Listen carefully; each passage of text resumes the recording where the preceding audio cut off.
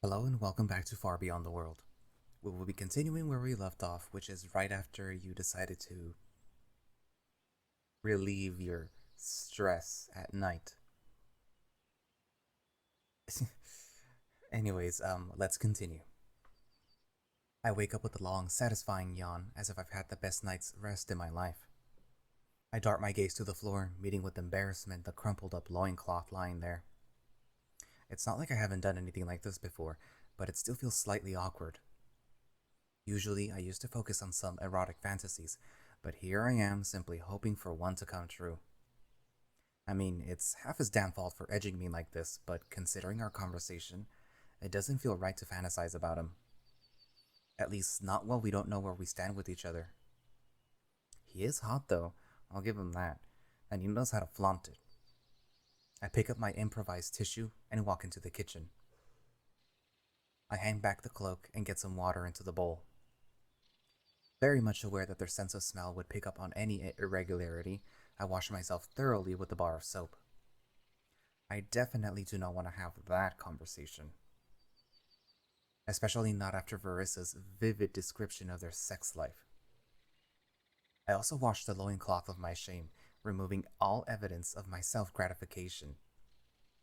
I slush the gist of water out the window and take a deep breath.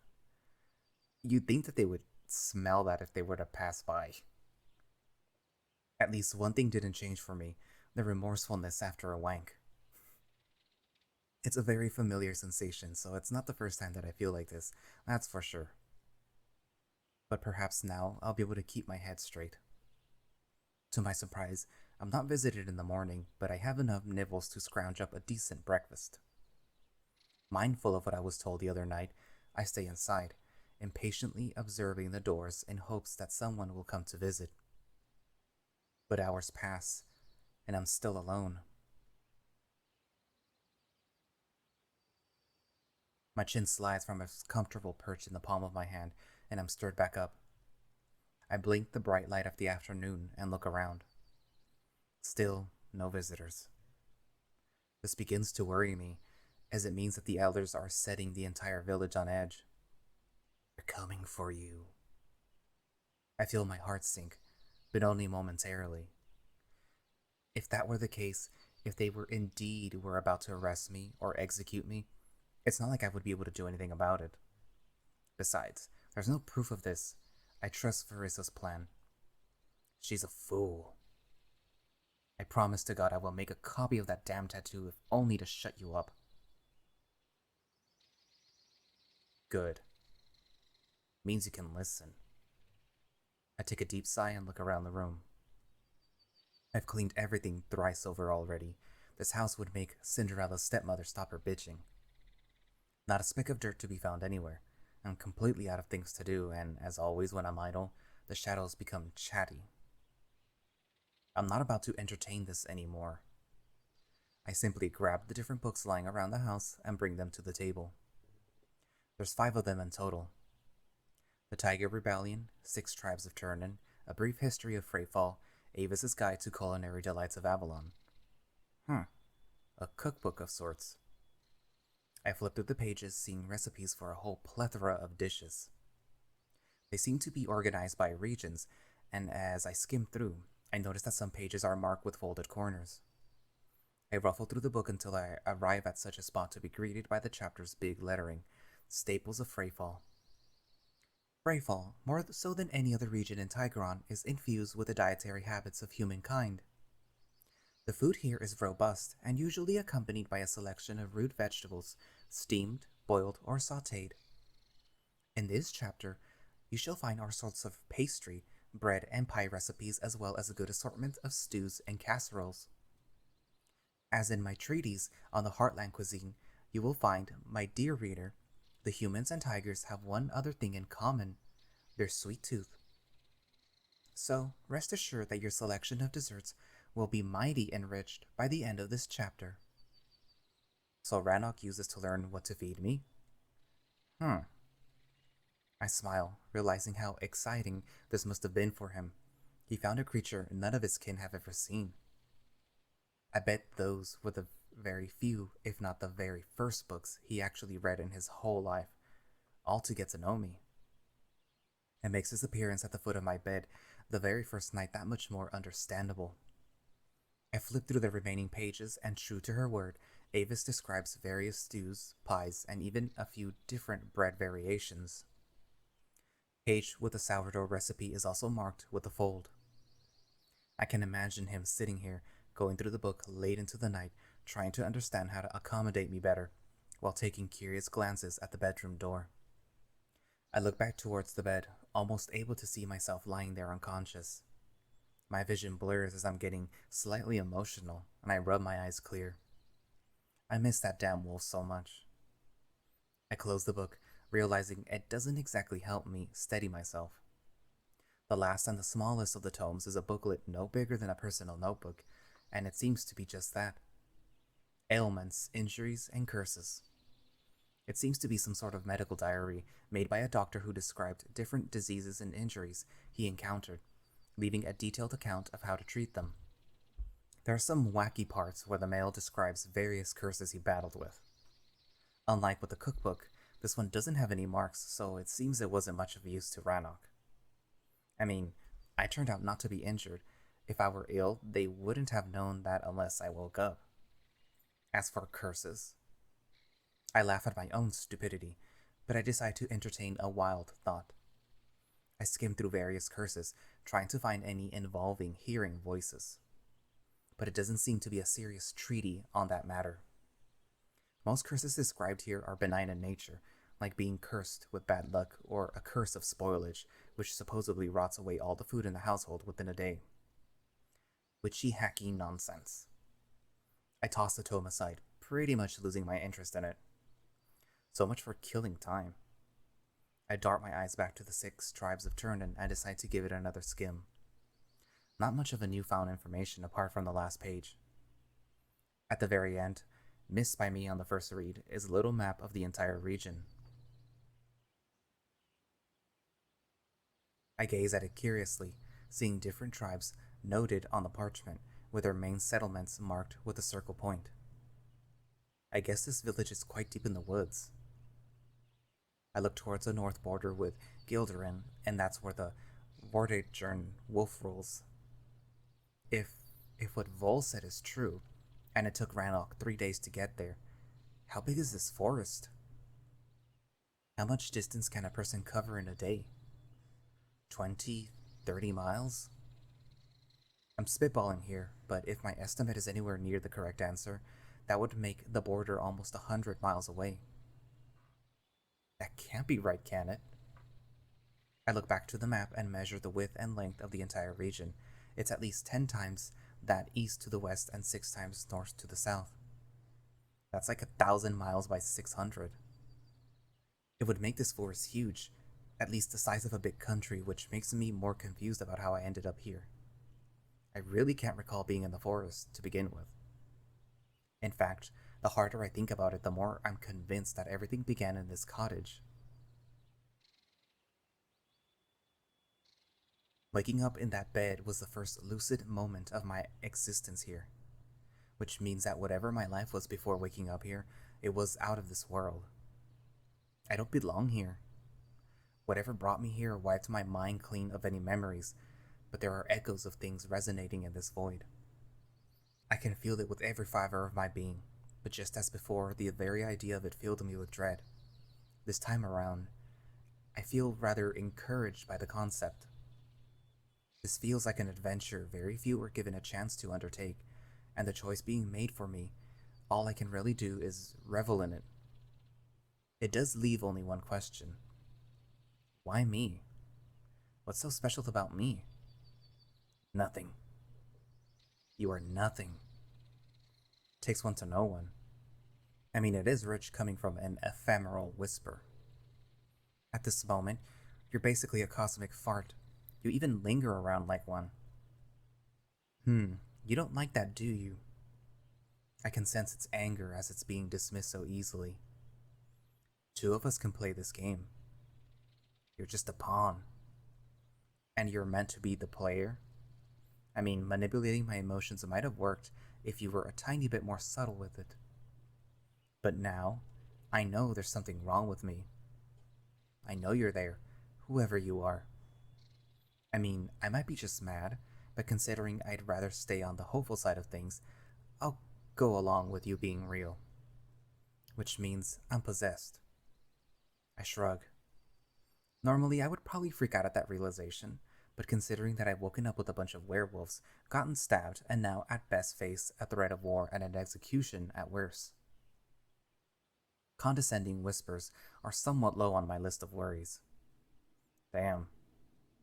I guess Vol might have been right about the blood ritual. Whoever was scurrying about those woods in the dead of night was up to no good. I'm just worried if I was the means or the ends. Once Rannoch returns, I'll have to get this properly discussed with the group. Yeah. Yeah. I wave my hand dismissively. Save it for someone who cares, buddy.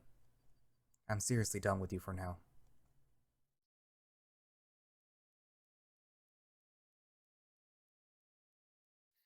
With the sun setting, I set up a fire and continue my vigil, but there's still no visit. The night grows darker and the shadows grow longer, forcing me to consider simply calling it a day. I'm somewhat unsettled by being left alone. However, it's not like I'm without any provisions, so I can't complain. I just hope whatever the reason for Vol and V's absence is, it doesn't bid more trouble for us. My stress levels are high as it is. Finally, completely defeated, I put out the fire, grab the cloak, and head to bed.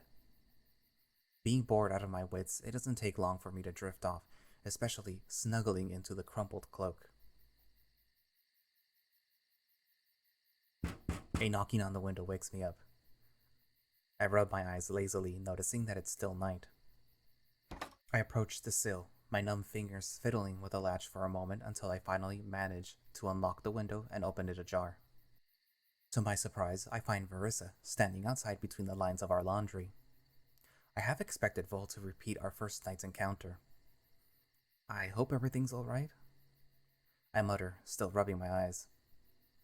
Well, yes and no. I draw a deep sigh of defeat.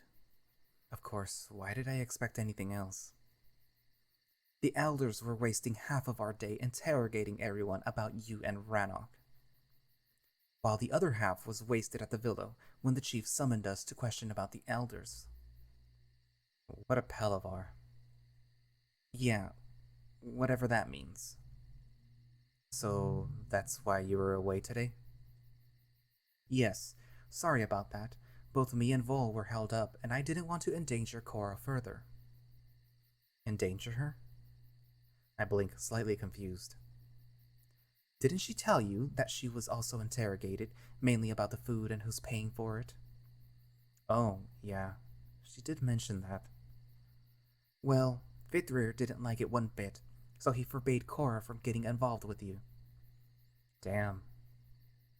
I mumble, saddened by the news. I mean, he's doing what any father would do. He's trying to protect her. I'm glad you choose to see it that way. Speaking of...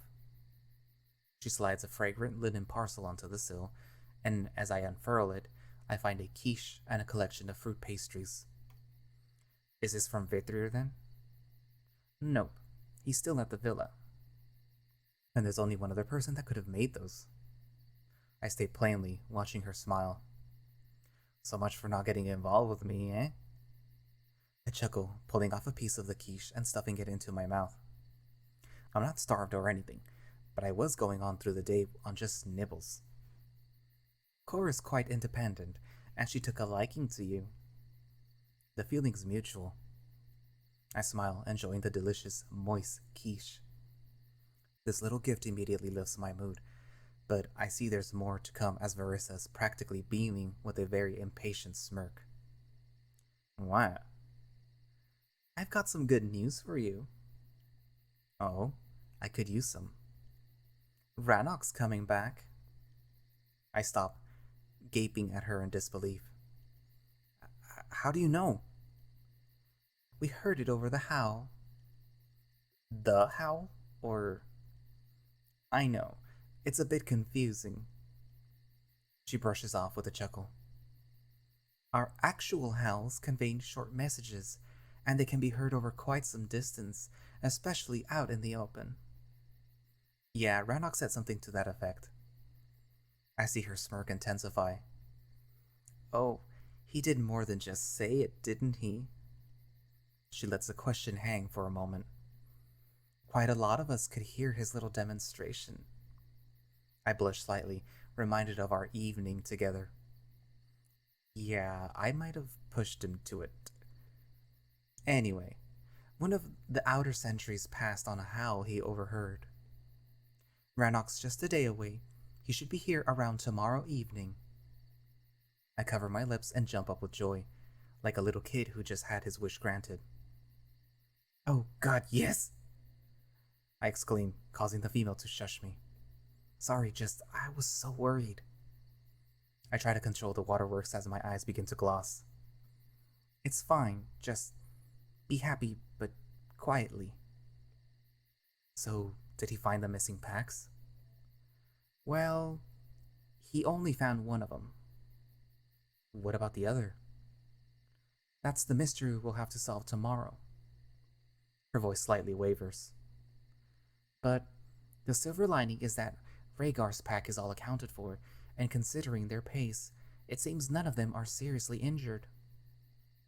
Yeah, that is a relief. Suck it, you fucking liar.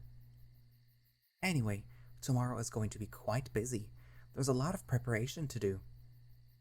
The chief wants to throw a proper feast to welcome the pack, but... She pauses, giving me a surprisingly comforting smile. Since you're Rannoch's ward, your place will be at his side, at the table, won't it? My expression lightens at her excited tone. I'm looking forward to that. Is there anything I can do to help? Not particularly, no. Am I under house arrest then? I suppose not.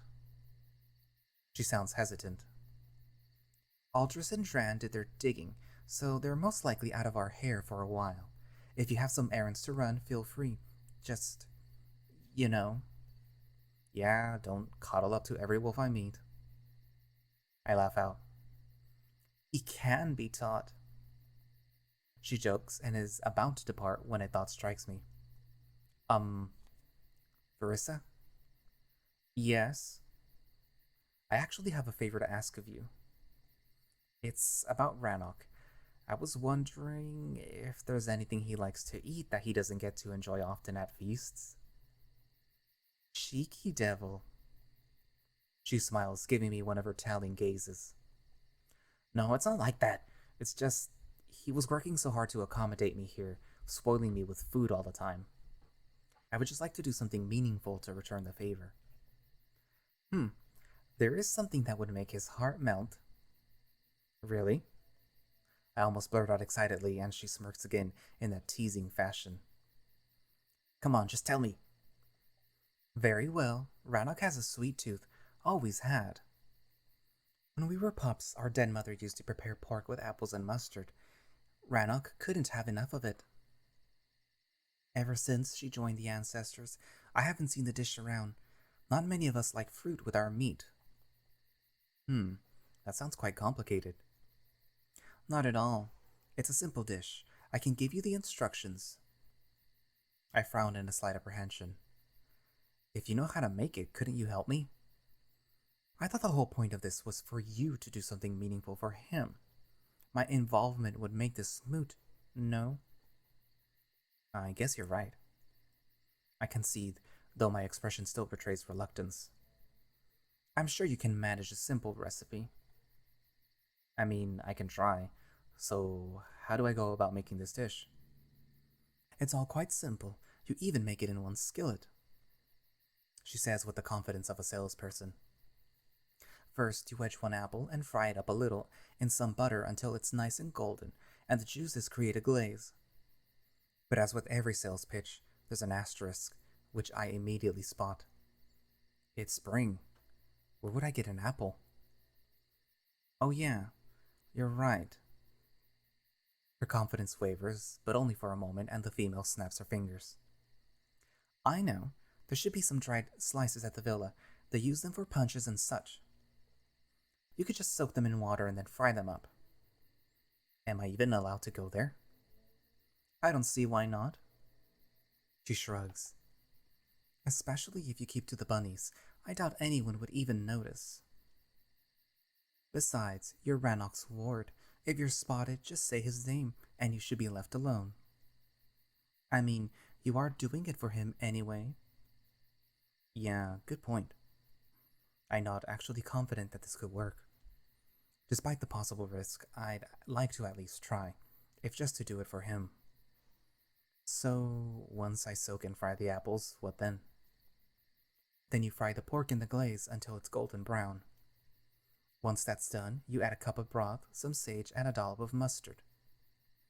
When it boils up a bit, you add back the apples and finish up with a dash of cream and let it stew. As I said, it's all quite easy. I try to make a solid mental note of that recipe. Soak the apples, fry them in butter. Remove the apples, fry the pork, add a cup of broth, some sage and mustard, then a dash of cream. Yeah, I think I can manage that. I finally nod in agreement. Really, Emilio, if you can cook a stew and make some sausages, you can cook this. I assume I could get all of that at the villa?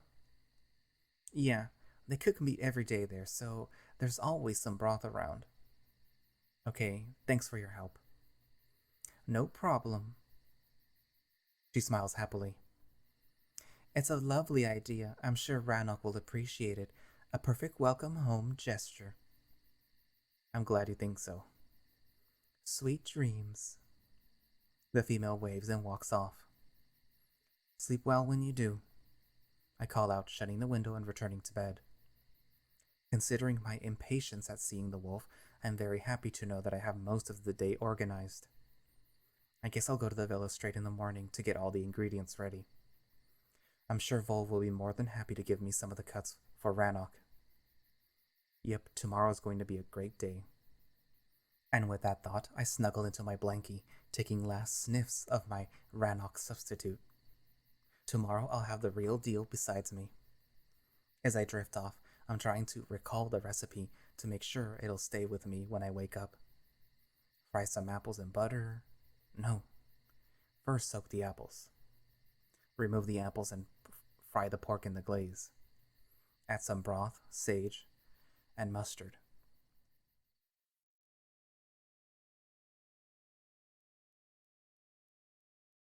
I wake up invigorated by the idea of seeing Rannoch after this arduous week.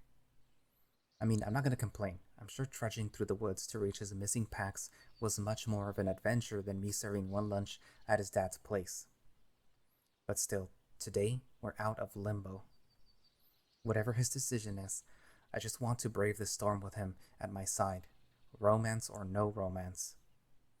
He's perfect the way he is, just a good friend. Anything else is an added bonus. As I rub my tired face, trying to collect myself for the task ahead, something odd occurs to me. There's no stubble. In fact, as I glide my hand across the chin and cheeks, there's not a single hair to be found. Come to think of it, my fingernails are the exact same length as they were on the first day. But it's been nearly 2 weeks, surely. I would have grown both beard and nails. It almost feels as if I'm not aging here, like a freaking elf. I chuckle it off, getting up to my feet. If within a month my hair will remain the same length, I'll have my confirmation. I don't suppose any of the wolves would find this remotely of interest. 1, they're not familiar with humans, and 2, they're covered with fur head to toe. Good luck explaining facial hair. But at least I know that there is definitely something wrong with me. Whispers, accelerated healing, multilingual abilities, and now this. At this point, I'm hardly surprised by anything. Perhaps it's not the best reaction to a possibility that one somehow drank from the fountain of youth, but considering the wacky hijinks happening so far, I'd rather limit the number of abnormalities I have to focus on.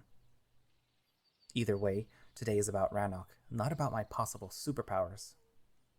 I rush to the kitchen and notice that, just as he predicted, the dandelion doesn't look too jazzy. I wonder if maybe, as before, a bit of the sun wouldn't reinvigorate it, enough at least to survive until Rannoch's arrival. Yes, I think I'll take it with me. Once I'm washed and dressed, I secure the flower in my pin, grab the basket for my shopping list, and get ready to step outside. Just as I'm about to leave, I remember Vol's advice and decide to take his token with me as well, just in case. Having no pockets, I simply slide it behind my collar to rest snugly between my skin and the leather strap. My, what a wonderful day. The birds are chirping, the sun is shining, the warm breeze gently caressing my skin through the airy silk. Everything is perfect with the world, just as it should be on such a joyous day. With a happy gait, I march onto the path and head towards the village, merrily bobbing the basket side to side. As I do so, I begin to chuckle, realizing that my white dress and blue shawl are very much akin to Dorothy's outfit, so I decide to do her skip. 1, 2, shuffle. 1, 2, shuffle. And off to see the wizard, the wonderful Wizard of Oz. I hear he is a whiz of whiz. If ever a whiz there was, if ever, oh ever a whiz there was, the Wizard of Oz is one because of the... What is the meaning of this? Oh shit. Contrary to Varissa's prediction, Aldris and Dran are very much on the prowl, and they rush towards me as if I were on fire. Why is this savage unsupervised? Complete lunacy. She grabs my arm harshly and pulls me to the side, causing me to nearly trip. Scampering through the town as if he just accomplished some mischief. I'm trying not to resist, but she's pushing and shoving me every which way, that it very much feels as if I'm struggling against her. Be still, you pathetic whelp. Thinking I'm putting up a fight, the fatso drops his pipe and rushes to grab the other hand, and I'm becoming the proverbial rope in a tug of war. He's unwieldy. He howls. Well, I'm getting more and more panicked. I'm doing nothing. It's just these two idiots pulling me in the opposite directions. I can't stop yelps escaping my lips as they squeeze harder, putting pressure on my muscle and bones. As their labored breaths intensify, I finally hear a growl. I want to shout out for help, but before I manage to do so, I hear Cora's melodic voice come out from the bakery. What are you doing? What is this commotion all about? Mind your own business and leave this to us. The pudgy female spits out, but I can see Cora is already in a fight or flight mode. Her entire fur is standing upright and her neck looks incredibly electrified. This is my business. Your frenzy screeching could make even a sourdough go flat. We found this mongrel footling about unsupervised, probably looking to steal. Where are the guards? Leave him alone, she demands, physically pushing the male off of me. He's not doing any harm. Get your paws off of him. Her growl is now directed at Aldris, who's clutching at me for her dear life. How dare you speak to us like that? Leave him be. He's simply running errands. Errands? Ha! He's a savage. He's running them for my father. The confidence in her voice even got me confused, but the other two have no means of asserting it is a lie. As the chief's advisor, he outranks you both. So umpaw him, you vile woman. She bumps into the female, trying to push her off of me. You pesky little bitch! Last time I saw you hit a pup, I let you off with a warning. But should you do it again? Including this one, I will maim you, woman! I've never seen her this determined. Her fury rivals that of Vol. Cora can be scary when she needs to, and it's clear her threat made Aldris step back, finally releasing my abused arm. Why you? Dran shakes his clenched fist, squaring off with the tiny female, but she stands defiantly. She even moves her chin closer to him, narrowing her eyes in a challenging stare. Go on, touch me. I dare you.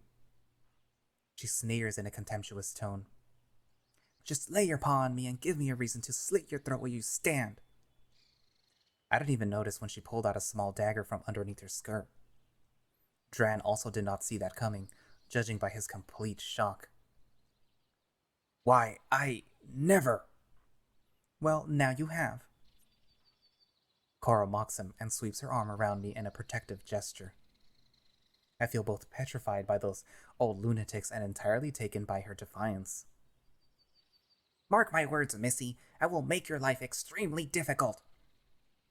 It's not like you're making it easy thus far. She scoffs, looking to me with a weak smile. Come, pet. We haven't finished. Well, I have. Listen here, you impudent. What is going on here?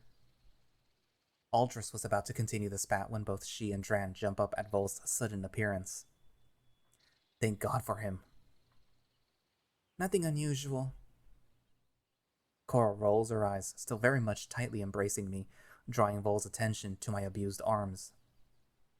I caught this old hag dragging another youngling across the street. How dare you! He's bruised. He states with a voice completely devoid of any humor. Then his empty gaze lands on the old-timers. Don't you have some work to attend to? I do, but I closed down the shop. It's not every day there's a troop of clowns in town. Both of the old wolves nearly choke on the remark, taking deep, aggravated huffs of air. You think your moonstone protects you, boy? You all right, Piglet? I'm talking to you! But Vol is very much intent on ignoring him, taking a gentle hold of my arm and inspecting it carefully. It's slightly bruised, with purplish imprints where their paw held me. He closes his eyes, taking a deep sigh, then turns idly towards Dran. The male is slightly startled, but Vol doesn't move or even say anything. He just glares at the old male. Wait, what is this? Aldris draws our collective attention as she kneels next to me and picks up something shiny from the ground. Aha! I knew he was stealing! She exclaims in satisfaction, waving a silver coin in front of Vol's muzzle. It's your token! Where did you get it, you little thief? Dran tries to rush me, but Vol blocks him with an extended paw. Most likely when you took him to the butchery, he ransacked it. Thief! He's not a thief. Vol utters quietly. He's oddly calm, and it unsettles me. No, not calm. He's emotionless. I gave it to him. What? Have you lost your mind? Why would you do such a thing? Because he earned it. He shrugs, lowering his arm and snatching the coin from the female. How? It's a very funny story, and completely none of your business. What? My tokens are my affair. I don't have to explain my dealings to anyone. Listen here, you overgrown pup. With a simple shove, Vol sends Dran to the dirt, and the rounded male bounces a few times on his rump. Aldris tries to help her friend when the Black Wolf addresses her with his empty voice. How's Grandma Val doing? I haven't spoken with her in a while. You damn brat! You dare lay your paws on me? Perhaps I should invite her for a visit. He raises his brow at the pudgy female, and she fidgets slightly. Dran scrambles to his feet, glaring at us with growing anger. I will have your... Dran, shut up and let's go. The female interrupts him, grimacing uncomfortably. What? You're going to ignore this? We've got more important things to attend to. She nearly growls, casting her nasty gaze at Vol, and then giving each of us a taste. As she leaves, Dran decided to slam his shoulder into the Black Wolf, but instead of achieving his desired effect, he bounces back like a bumper car, causing me to snort. How is this lunatic still alive? First he starts with Vithrir, now Vol. Plenty of eyes about. This will become a talking point of the next few feasts. Better let's get off the road. Vol murmurs, locking his red irises with me. Cora leads us into the bakery, and before I can admire their cozy domicile, Vol grabs my arm sternly and snarls at me. What the fuck, Piglet? You were supposed to stay put. I almost blurt out in protest when Cora does it for me. He was just walking down the road. How more put could he possibly be? As much as it would take to keep those two out of our hair. For them, the only acceptable otherkin being put is in a box 6 feet under. She sneers in annoyance, drawing a reluctant laugh from the black male. His gaze softens, and he darts his eyes between the rattled female and me. You two okay? As okay as one can be. She mutters through her clenched teeth and finally lets out a long sigh of relief. Sorry. Thanks, Vol. She places her paw on his shoulder, causing the male's tail to give a flick. I don't know what would have happened if you didn't intervene. Don't worry. He tries to act it cool. It's good I have a clear view of the street, eh? What did they want with him? I don't know. I was just making dough when I heard the shouting, and here they were, abusing him. He croons, rubbing the top of his head. He's clearly troubled. Things gonna get interesting once Rannoch is back. I doubt those will disappear before tonight. The wolf nods towards the purple spots on both of my arms. Ugh, fucking shit show. Here, you lost it. He presents me with the coin, and I take it with slight embarrassment. He understands us, doesn't he? What? She catches us by surprise, and we both give her a startled look. I'm not dumb, Vol. I've seen you and Verissa interact with him in ways you never did with any of the bunnies. I almost want to facepalm, but instead I simply exchange an inquisitive gaze with Vol. I'm not going to betray you. You cannot tell anyone. The black wolf states plainly, to which she takes clear offense. Of course. Not even your father. Do I look stupid? She scoffs. I don't tell him anything. He's a chatty drunk. Good, because Rannoch's life hinges on this remaining a secret. If you wished for any future with him. I have my own mind and heart, thank you very much, and so does Rannoch. She brushes him off. If he sticks his neck out for the human, so shall I. Fuck, I hate this. Vol grumbles in annoyance, pacing around the room while she comes closer and takes a hold of my shoulders. I hope you won't keep my earlier behavior against me. I didn't mean to be patronizing. Not at all. I'm actually relieved I can speak to you freely. I've really appreciated everything you've done for me thus far. It was nothing. The female looks a bit uncomfortable, but only for a moment, casting her eyes to Vol, who's still pacing anxiously. My, it is startling to see an otherkin speak so fluently as one of our own, isn't it? It's a pleasure to make your acquaintance, pet. She musters a polite smile, but her attention keeps drifting to the pacing male. But we have something far worse to worry about. Those two geezers are not going to be happy about it, especially now since you've intervened. Seeing you involved with a human, they'll start suspecting something. That bridge is already burned. Dran was asking about that dress the other day. Why? What's it got to do with you? Cora seems thrown off. I bought it. You bought it? She tries to subdue her mocking tone. For Verissa, obviously. Finally, Cora cannot help herself and erupts in laughter. Whatever made you buy her a dress? Between her and me, I'm the one shallow as a puddle. Yet you don't see me strutting the town in the latest Tigeri fashions. It was a miscalculation. I say. She laughs once more. A miscalculation would need some actual thinking process behind it. This was more of a hit and miss. Yes, thank you for your insight. That's exactly why I ended up on the piglet. He waves his paw in my direction and she blinks. Piglet? That would be me. I smile, raising my hand shyly. Why are you calling him that? He's got a name, doesn't he? What's your name, pet? Emilio. Lovely. She smiles widely and looks to the black wolf. See? Wasn't that hard? Ugh. I will call him whatever the fuck I please. I've been taking care of that needy little bitch for nearly 2 weeks now. I don't need schooling from a part-time nanny. I'm not sure if he's insulting her daycare duties or her brief involvement with me, or both. Knowing Vol, he's doing both, isn't he? Seriously. She crosses her arms in annoyance, but I don't want this dragged out.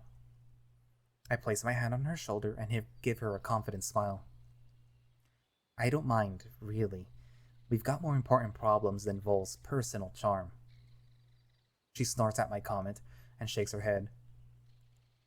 Yes, you're quite right. Since we just told off 2 of the elders, I suggest we disperse. I have the pups to look after, and you got your butchery to run. She nods to Vol when her eyes land on me. I assume that whatever your activity was, it's still very much pending. Yes, I was gathering ingredients for Rannoch. I just don't know if it's a good idea now. Pish posh, you're not a prisoner, otherwise you'd be in the stockades. You're Rannoch's ward. She pokes a crest on my collar. If you need things for him, you go about your business. Don't let anyone strong-arm you. Those two act as if they own the damn place, but they don't. I heard Vol's strained grumble in the back. He's clearly getting agitated. You have my coin. Just show it. If any of the guards give you trouble. Just don't lose it next time. I'm sorry, I won't. I mumble apologetically, patting my dress. I don't have any pockets, so I just kept it under my collar. I must have slipped. Vol rolls his eyes in annoyance, while Cora bobs happily as if struck with an idea. Oh, that's easily sorted. The female quickly rushes to the back of the room, rummaging in the cupboards. She quickly returns with a small leather pouch. Here you go, love. You can tie it to your belt and use it to store trinkets. I look at the embroidered borders with a simple Celtic knot motif in the middle. It's beautiful. Are you sure? Of course, Rannoch gave it to me on my 16th moon day, but I never really used it.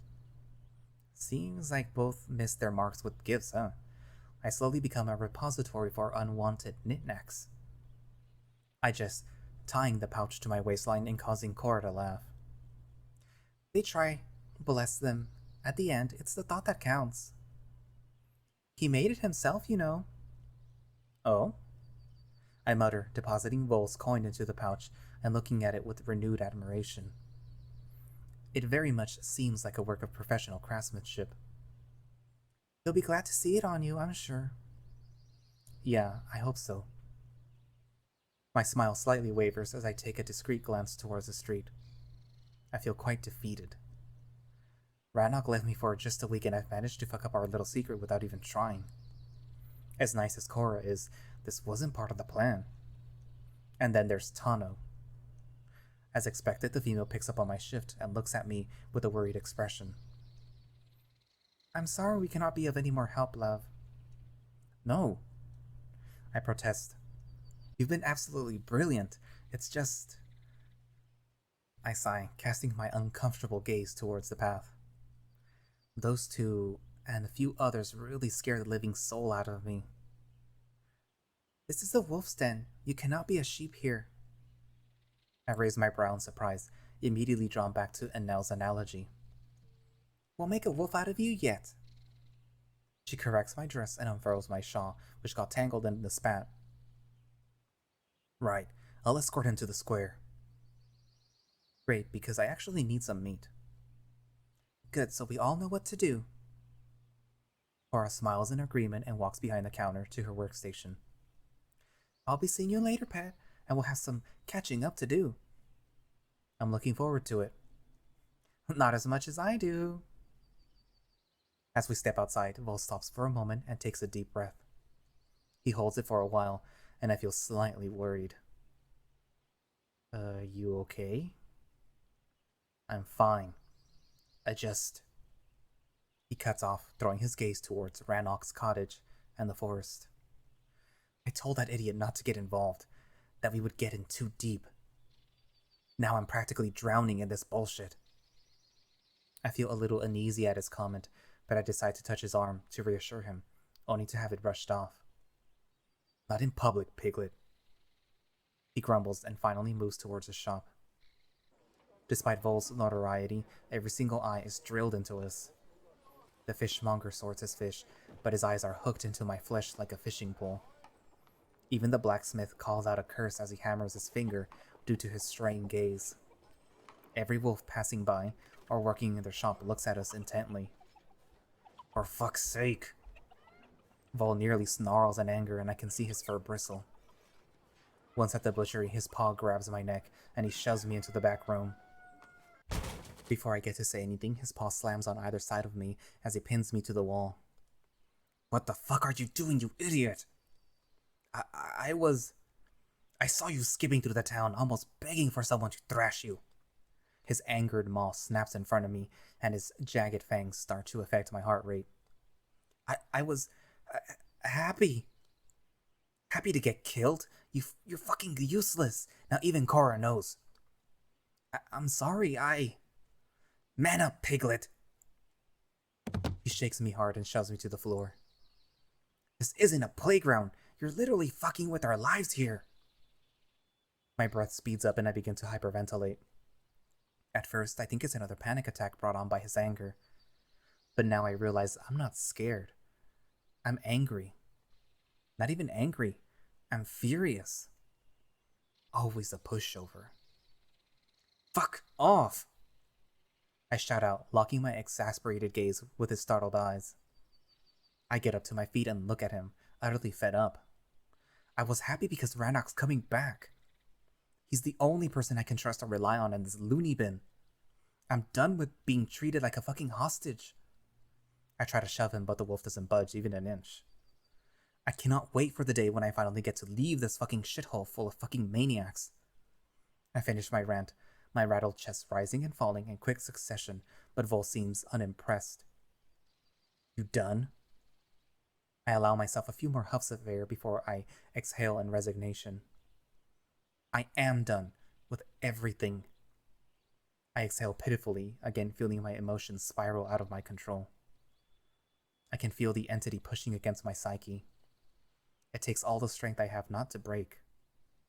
So much for my bluster. I'm so done. No, you're not. He mutters, closing his eyes. What? It's called releasing pent-up anger. You're just coming down from a high. What the fuck is he talking about? All I ever saw you do is fall into pieces and cry or freeze up like a bunny staring into a wolf's jaw. It's good to see you processing some anger as well. There's plenty of it there, I'm sure. I gape at him, completely lost in his train of thought. Is that what this is? A fucking therapy? I mock him, snark clear in my voice. Maybe not the type you want, but definitely the one you need. He shrugs. If Cora found out, that means others are onto you as well. She's not dumb, you know. She found out because of you. She's even said so herself. I protest, but he simply scoffs. Yes, and why do you think that is? It's because we had to coddle you like a damn suckling, since you constantly cry for a tit. You know what? I don't give a shit. I raise my hands in resignation. I just wanted to do something nice for Rannoch, to welcome him home. I don't have time to go through this with you again. Either you'll help me or not. Help you do what? He asks in confusion. Pork with apples and mustard. His eyes open wide and he looks as if he's seen a ghost. How do you know about that? Does it matter? The wolf closes his eyes and sighs in resignation. This is rich. I bet Verissa told you. He mutters uncomfortably. How else would you know about his favorite dish? Why does it matter? I really just need the pork bowl. I state calmly. I don't want to argue or be lectured or to apologize for something that isn't my fault. The wolf gives me a confused look but eventually concedes through a sigh and walks towards one of the shelves, taking up a large slab of meat. He slams it on the table and, in silence, cuts out 4 nice fillets. As he places them gently into my basket, he gives me a somewhat confusing look. It's not indifferent and it's not sad, just off. Here, he'll enjoy it, I'm sure. Even his voice sounds subdued.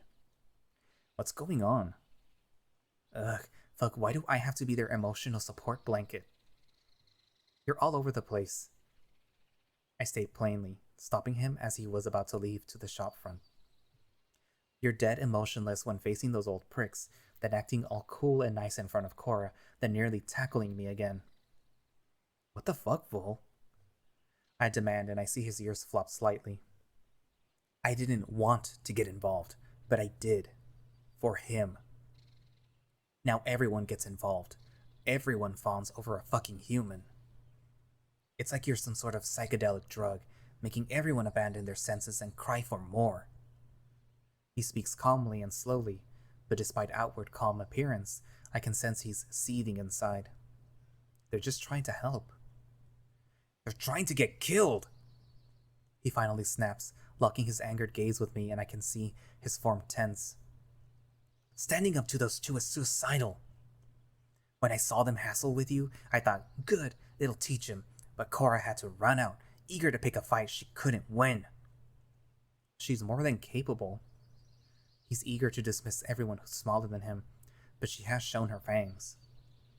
If she had harmed them in any way, she would have been banished, whatever Veteris' position might be. And once that happened, he would definitely think an appropriate measure the creature that caused it. I had to intervene not only for yours, but for her sake as well. Losing one idiot would be bad enough, but 2 of them would break Rannoch. Is that the only reason why you did it? Everything I do is for that idiot, he reiterates angrily. I just hoped that I wouldn't have to throw myself in front of the elders this early. They didn't even find out that you speak yet. Fuck! He growls, grabbing his head, and his entire demeanor collapses. I can hear his breathing getting more irregular, and as much as I thought it was just frustration, now I can see that it's not. His tail is tucked in. He's scared. And seeing how much his emotions are shifting from one extreme to the next, he doesn't know how to process it. It must be literally the first time in his life when he was actually scared. It's okay. I speak softly, but do not approach. I know how volatile he can be. Nothing's okay. Everything's turning to shit. You've dealt with them pretty well. No. I didn't. I had to get Gran involved. Your Gran? I blink, completely thrown off. As in your grandma? No, as in my fucking trained monkey named Gran. He sneers in annoyance. Of course my grandma, you idiot. Wait, Val? I have a quick think. You mean Valeris is your grandmother? How the fuck do you know that? He looks at me completely stumped, and I must admit it feels nice when dots start to connect. But... oh. Oh no. It means you're related to Aldris? Sister of my grandmother is hardly any relation. He scoffs uncomfortably, almost as if it were an insult. I mean, it kind of is. It's a relation enough to make that old bitch uneasy. She was practically speechless.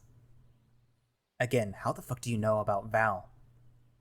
Enel mentioned her at the villa, and Aldris nearly blew a gasket. I just fill in the gaps. I shrug and Vol looks into the distance. My grandma and Enel are very close. Aldris, not so much. I don't think anything is physically capable of being close with that wench. Unless she and Dran. Ugh, yuck. I'm sure I'm pulling Cora's heebie-jeebie expression right now. Anyway, I don't think you have to worry about anything. The threat worked. You have no idea who those 2 are. Vol replies coldly, giving me a condescending look. They're the pettiest, most backhanded pieces of shit this side of Tiernan. They won't let this slide. They'll start working their case against us all now. He mutters coldly, embracing himself in an oddly comforting way, and I start to think this is serious. You really are worried. Of course I'm fucking worried. He sneers at me. They're already building one case against Rannoch and you. Now they'll work on one against Cora and me. That is why I have to get my grandma involved. The Black Wolf sighs heavily and locks his gaze with the floor. We have to be prepared in case there's a howl invoked. I nearly choke in confusion. Wait, what? Why would there be a howl invoked? Depending on how dire the news is that Rannoch's bringing, the chief might need to summon one. If that happens, regardless of the original reason, the elders can present unrelated matters to be addressed by the gathered and steer the proceedings their way. You mean they can hijack it? I shudder at the realization and similarly embrace myself. Fuck. Do you think they're planning it? Why, I'll stick up dirt left, right, and center. He shrugs, and I nod, my heart slightly sinking. True. You're heading to the villa, I assume? The wolf asks idly, and I raise my brow. Huh? Where else would you get the rest of the ingredients? I was planning to, but now I don't know. I mumble, looking around in concern. This whole thing might have been a bad idea. Well, you have to go now. Oh, yeah? Why? Because we didn't go through all of this bullshit for you to suddenly back out. He sneers mockingly. Rannoch will appreciate the meal.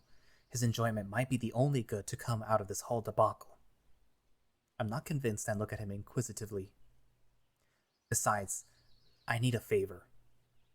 Send Triss to me. Tell him this. Vol, sundown, come. He again mimics a Neanderthal speech, and I nearly laugh into his muzzle. It's not funny. He will understand. Don't worry, I'm sure he does. I smile, giving him a slightly worried look. But what do you need Triss for? Bunnies are the fastest buggers in the forest. If I want a message to reach Val quickly, it has to be done by one of them. I also don't want the others to catch wind of this.